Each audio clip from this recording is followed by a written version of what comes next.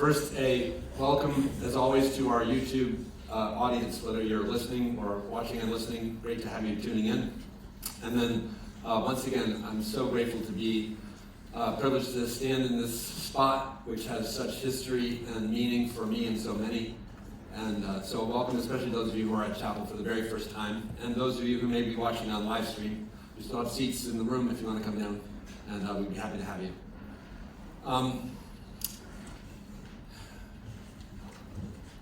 I am moved to start with a story, but I feel like I should tell you before I talk about the story that the theme for today is humility. Because I'm subject to lose track myself, but also like you're going to be like, why does this connect? So, okay, I read this book a number of years ago. It's a piano nerd's book, and I play piano, and I have an historic instrument, and I love this book. It's awesome. And one of the things that's interesting about the book is it's written by an author who, like me, is an amateur pianist, but clearly plays reasonably well.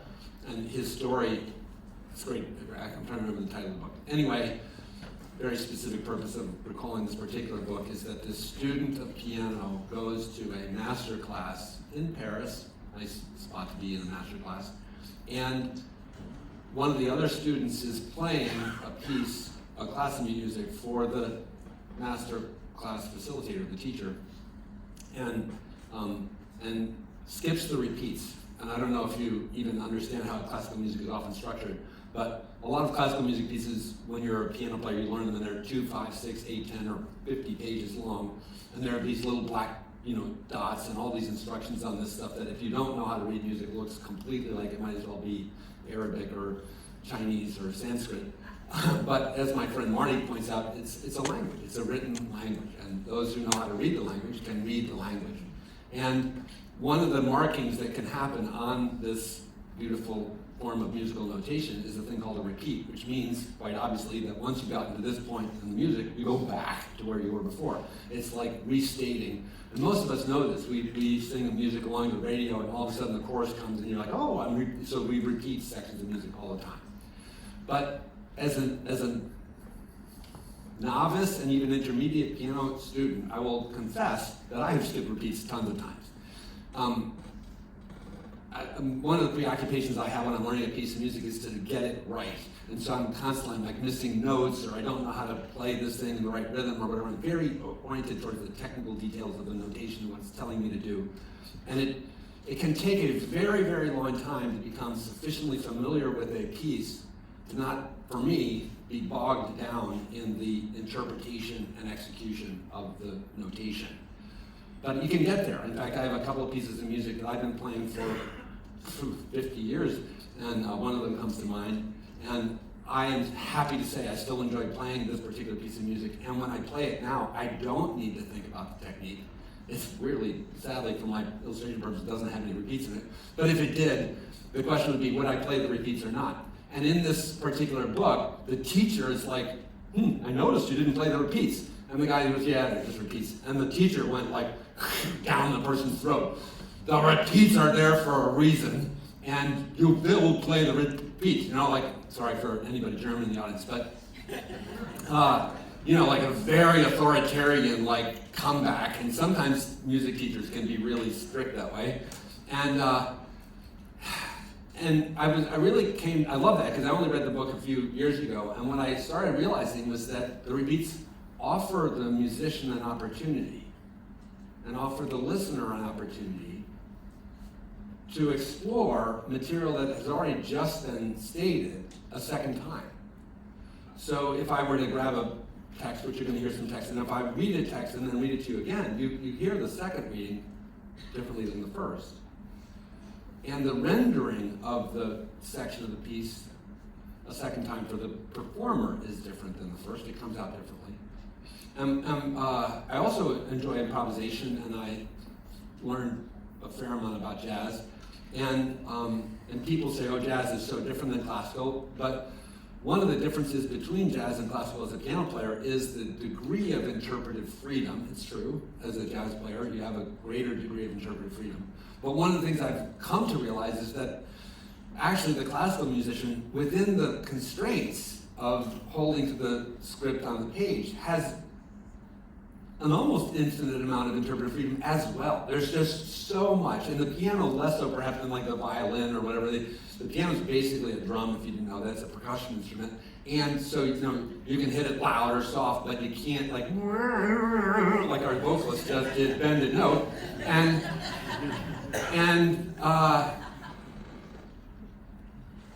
So now I need to get into the rest of the message. You understand, repeats are there as an opportunity for the listening audience and for the performer.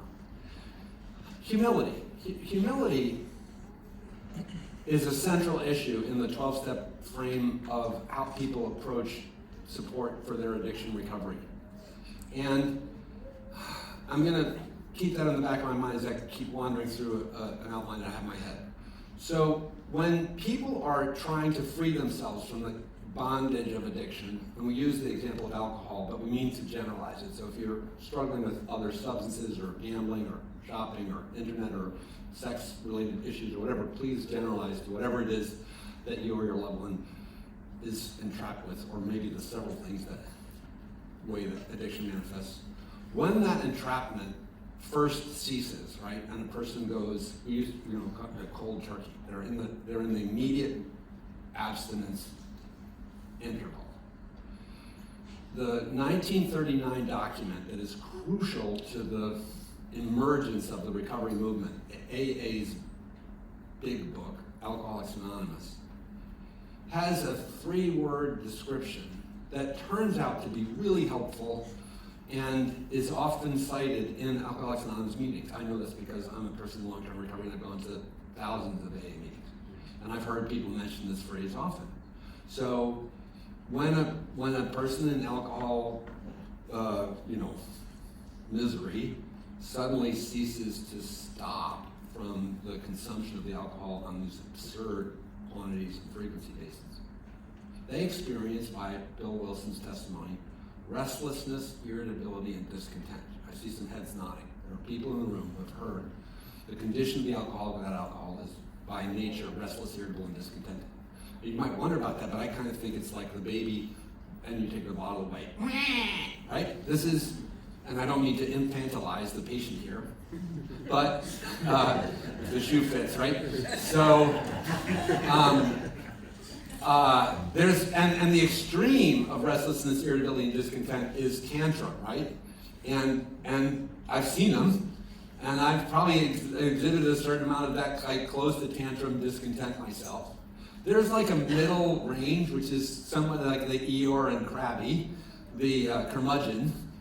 And then there's also the hope, which is that at some point the restlessness, irritability, and discontent would wane, and one would move into a less distressed and less anxious, And in another 3-word phrase that is associated with addiction recovery comes right straight out of the big book, happy, joyous, and free.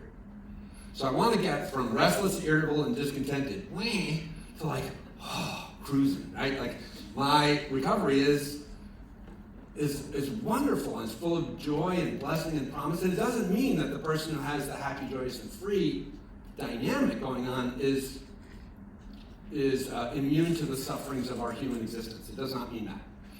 So I don't mean to say that by any way. And this is part of one of the things I want to talk about is expectations that we set on ourselves and on other people. Because I think in the end, humility works here in a really interesting way. So next jump in the outline is how I have failed to be humble in my expectations of myself. And I think I always thought of humility as more of an outside job.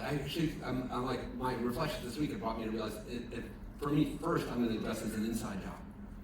First, and I'm this adult, biologically, who, as a younger man and as a boy, was plagued with competitive, perfectionistic insecurity. And some of this I'm going to blame on my dear departed dad, but I mean, I remember my dad was an English teacher. I remember taking him a paper I'd written, and I was like, hey, Dad, would you read this for me? Because I thought, hey, he's an English teacher or whatever. And when he's like, sure, Jackie boy, I'll read it. And then he read it, and when I walked up, he said, hey, you want to talk about the paper? And I was like, sure. He had taken a red pen, typical freaking teacher, and he had crossed out the entire first page. Whoa! Like, it was like, poof, and I remember this as a sentinel event because I do think it somehow is correlated with this journey that I would have in my life of wanted to be, and I'm trying to figure out, because the whole thing of how you choose to brag or like, I'm so awful or I'm so great is a peril here in the subject area. But I will share, out of my perfectionism, I had the highest GPA in my seminary. And people are like, wow, it's amazing. And I'm like, yeah, no, but it's sick. Like, because I was also like working a church job, and it turned out I was diagnosed with celiac disease in those years, but I had to be the smartest and the most poetic and to have all the footnotes right, and I had to get it, and part of what it was to seek approval and endorsement and validation that I could not offer myself. So was it cool? And I have a piece of paper on my wall that says summa cum laude. Every once in a while somebody notices it, but who cares, right? Like, had I been magna cum laude, it wouldn't have changed my job eligibility or whatever. It was this amount of energy that was expended to seek to set myself in a category of a box that I thought I needed to hit. And I'm mindful that today, like, if we consume media or we just participate in the messaging that is around us, we would think that we should be, it's like the Ken doll thing. It's like now, like for the male, or the notions of what the strike zone is for human presentation and what you find in the mirror is so narrow that probably, I don't know if Ken doll is in the room, but probably most of us are in trouble if we're measuring ourselves against this hermeneutic, this interpretive framework of what it means to be successful or, winning. And I struggled with it for a very long time. I would love to tell you I am free of it. I am not free of it, but I'm in a much better place than I was. And it's because of my recovery, and then it's because one of the great things that happened in my life, which I just am still rich in the bouquet of it, is becoming, in an unanticipated way, a grandparent. I have 2 granddaughters through my second marriage, so they're not my bio grandkids. And I have 2 stepsons through my second marriage. And interestingly, I was just telling Marty, one of the boys just asked me to do something coming up in a week. And he asked me and my wife to do it because he wants his parents there. And if you would know how I feel about that, my insecurity stuff is still to think, like, why isn't he asking his bio dad? But I know why he's not asking his bio dad. I won't tell you that story. But to me, it's in my relationship with my wife, Judy, and the boys, Jason and Jared, and Jason's 2 girls, that what I've realized is I have been treating myself against some standard that I would never hold the grandkids to, right? Like, are the grandkids perfect? In my eyes, absolutely. Are they? We just had 48 hours together. Oh my God, I'm exhausted. And I barked I haven't barked, I'm getting better at this, but I've had to exercise the function of quasi-parental discipline because the parents have left the grandkids with us, and I get to be a surrogate dad for a period of time. And especially I was so excited because everybody left and left me with the grandkids yesterday for several hours. And I'm like, and my wife's on the way to the door, she's like, you gonna be all right? I'm like, I'm good, this is awesome. And it did give me the opportunity to watch these beautiful beings exhibit they're out of the strike zone of whatever that is. Take it down to that level, it becomes absurd. The perfect child. Come on. Am I gonna lament because there was a little bit of a tantrum? No, it's a completely normal manifestation at 5 years old. That the 11-year-old, who by the way is like 11 going on 13, if you know a little bit what I'm saying, but is a little moody.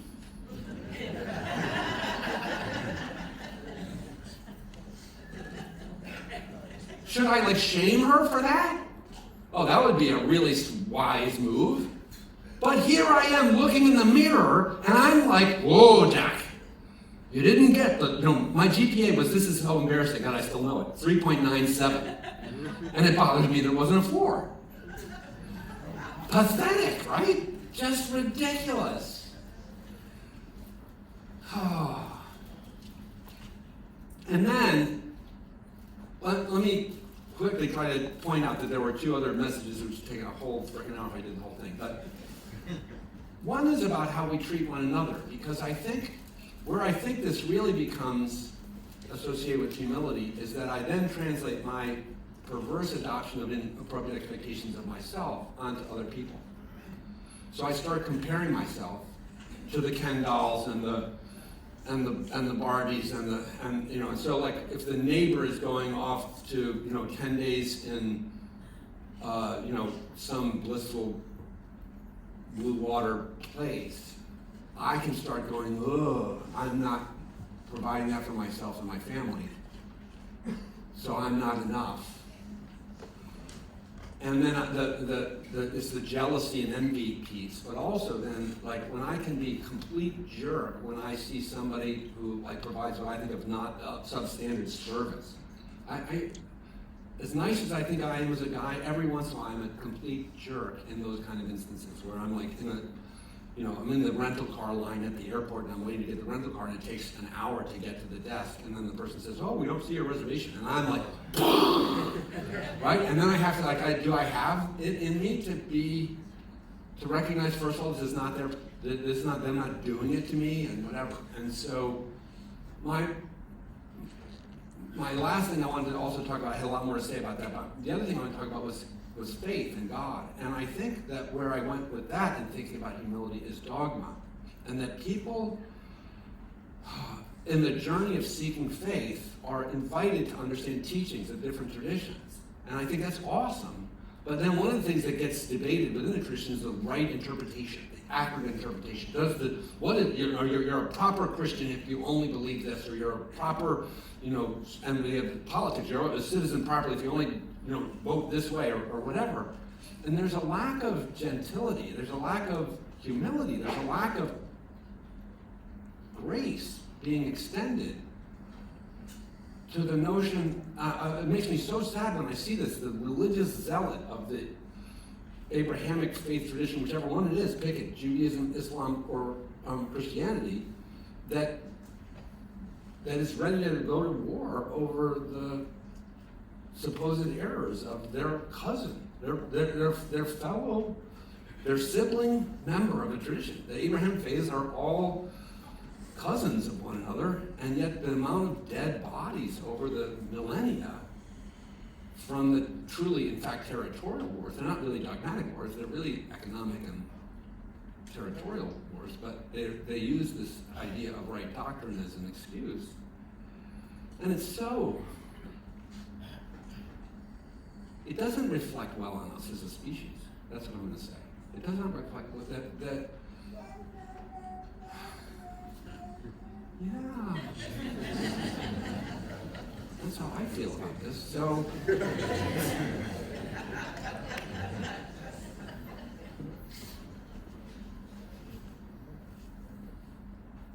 where I wanted to end up was to say that we are by nature comparison entities. We will, and the neuroscientists teach us this, that our brain is constantly pattern matching. That's one of the things that in the neurochemistry we look at. And so it's easy to say, and so yes, gossip is mean, but internally, you and I are gossiping all the time. We're doing that because it's the natural activity of the brain. And if I start shaming myself for being pattern matching, I've set myself up for dismal failure.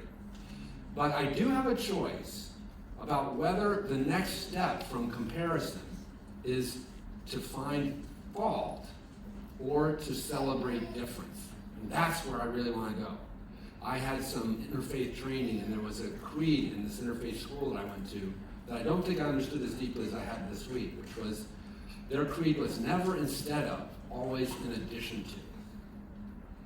So if I look at somebody else's teachings and I say, well, instead of that, this, then I'm setting up this deficiency dynamic.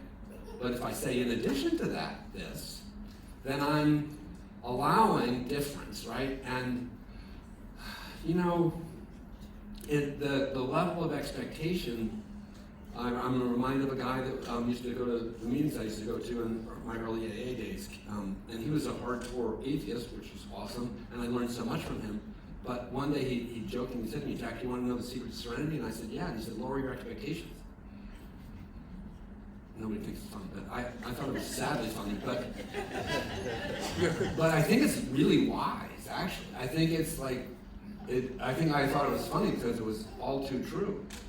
And so I don't know if this message can help you, but let me bring this back to repetition, but also to the restless, irritability, and discontent. This is a room that is, the red chairs are here for people who are going to be restless, irritable, and discontented. It's like for the patients, but also family members go through this disequilibrium that comes from the initiation of the treatment process or the reinitiation of the treatment process. So if you feel uncomfortable, you're awake. Good for you. It's normal for you to feel uncomfortable, whether you have the wristband or whether you're here in the chapel or whatever. And a certain amount of discomfort comes with the world. But the judging of I shouldn't feel this way is an unwise and really common sort of practice that we just adopt from this milieu context of like the failure of the acknowledgement of the wisdom. Where I find this wisdom to be taught all the time is in yoga and mindfulness and all that sort of stuff, where I think I've started to learn, like my teacher says, if I'm trying to like put my foot over my ear and I fall, to love myself instead of thinking I should be able to put my foot over my ear, which I actually can't, right? So, and I look pretty funny, I'm not going to enact it today, but this gentleness with ourselves is part of what I think is humility's practice. And practice is the other thing. Like, I learned I think one of the most powerful teachings I learned in my recovery was one day at a time. And my brother, James, who is longer clean and sober than me, has this way of talking to people about recovery. And he says, I got a quarter to put in the jukebox today, and tomorrow when I wake up, I hope I have another quarter to put in the jukebox, right? And did I do today perfectly? Probably not. Will I do tomorrow perfectly? Probably not. But this whole notion of doing it perfectly, I was taught also, if I didn't pick up a drink, I'm going to count that as success, even if I do lose my temper on the Comcast representative, or, like whatever. And to be gentle with myself.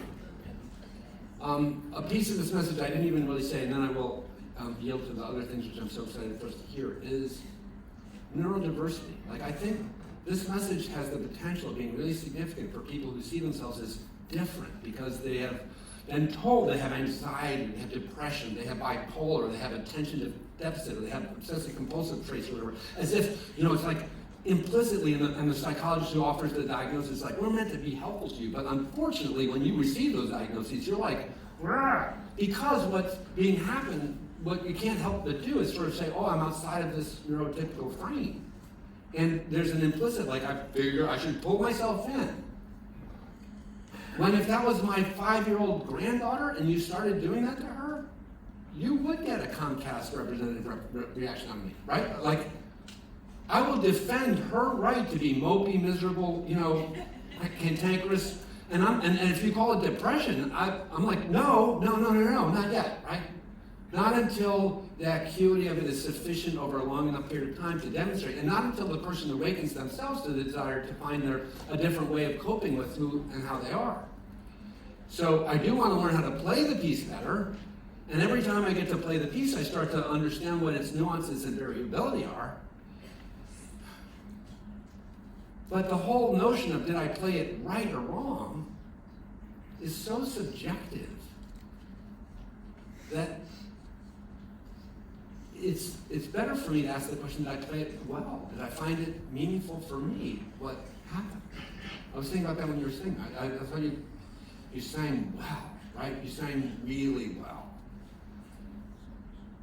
I'm sure there might be a recording that you were, inspired or influenced by, but then it's like, are we all trying to match the recording? No.